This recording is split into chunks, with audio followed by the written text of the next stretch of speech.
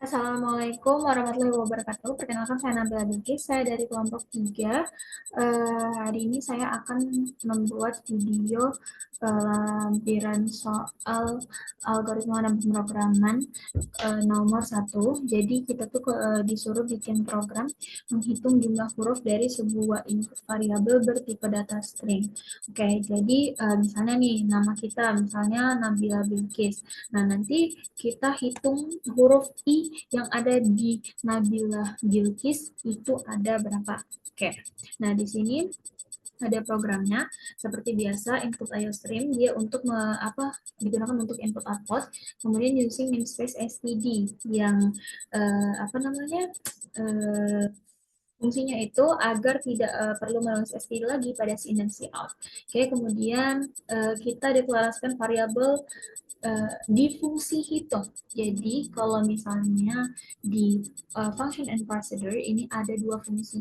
Nah, yang pertama tuh kita pakai fungsi hitung, terus variabelnya itu kita pakai A dengan tipe data string, pakai variabel B dengan tipe data char, dan variabel I dengan tipe data integer.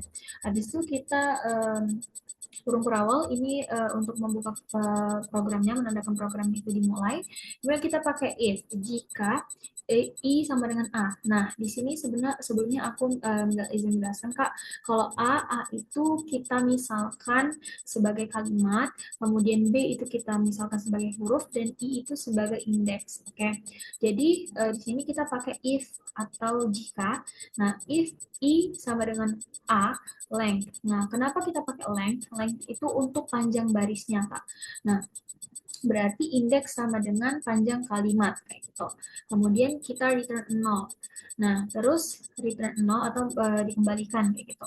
Kemudian if A atau kalimat kemudian dalam kurung awal indeks sama dengan huruf, maka return 1 terus plus melakukan proses hitung A, B, I plus 1. Kalimat, huruf, indeks plus 1. Oke, selain itu, else, return, hitung, lakukan, kembalikan, hitung A, B, I plus 1. Kemudian ini menandakan program di fungsi hitung itu berhenti. Kemudian kita langsung ke fungsi utama.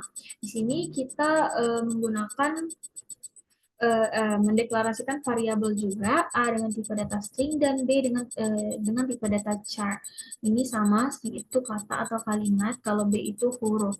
Kemudian kita out atau tampilkan masukkan kata atau kalimat, kemudian getLine in A. Nah, kenapa kita pakai getLine?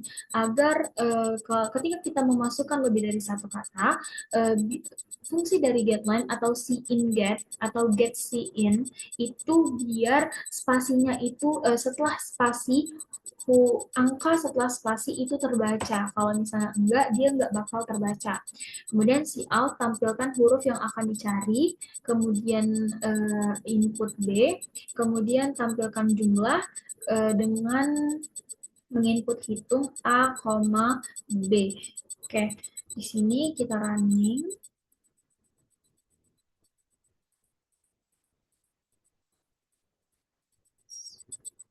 Oke, masukkan kata atau kalimat. Di sini aku mau namaku sendiri.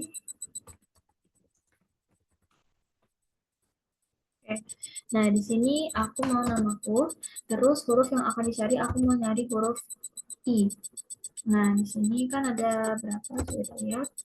Oke, ada 3 huruf I di dalam kalimat Nabila Bilqis. Oke, next kita ke pseudocode-nya teman-teman.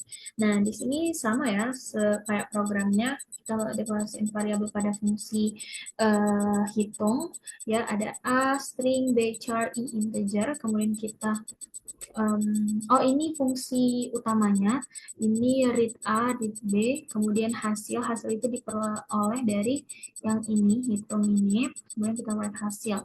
Oke, nah kalau di fungsi hitung dia kan tadi kita pakai A, B, I ya. ya, kalimat, huruf, dan indeks. Nah, if I sama dengan panjang atau A, maka jika I sama dengan panjang A, maka return 0. Nah, if kalimat kurung awal indeks sama dengan huruf, maka lakukan return 1 ya, plus hitung A, B, I plus 1. Else, lain itu, return hitung A, B, I plus 1.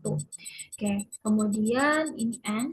Nah, ini kita balik lagi ke fungsi utamanya, teman-teman. Nah, sekarang kita jelaskan flowchart-nya terlebih dahulu. Karena aku tidak bisa menggambarkan flowchart di aplikasi, jadi aku tulis tangan dan kemudian aku scan, Kak. Nah, di sini kita mulai dari fungsi utama dulu ya. Ini adalah fungsi utama dan ini adalah fungsi hitung. Nah, di sini fungsi utama pastinya start, kemudian kita input variabel A, B, kemudian melakukan proses ya, hitung A, B, kemudian kita ini outputkan hitung dan juga N atau selesai. Nah, di fungsi hitung ini start, nah karena if itu kita menggunakan belah ketupat, jadi ini if I sama dengan length gitu, kemudian kalau benar dia return 0, kalau salah dia melakukan A indeks sama dengan B, kemudian kalau benar dia bakal melakukan return 1 plus hitung A, B, I plus 1, kalau salah dia bakal melakukan return hitung A, B, I plus 1, kemudian N atau selesai. Dan di return 0 ini dia juga bakal N atau selesai. Oke, sekian video dari saya. Saya akhiri, maaf jika ada kesalahan Kak. Saya akhiri, wassalamualaikum warahmatullahi wabarakatuh.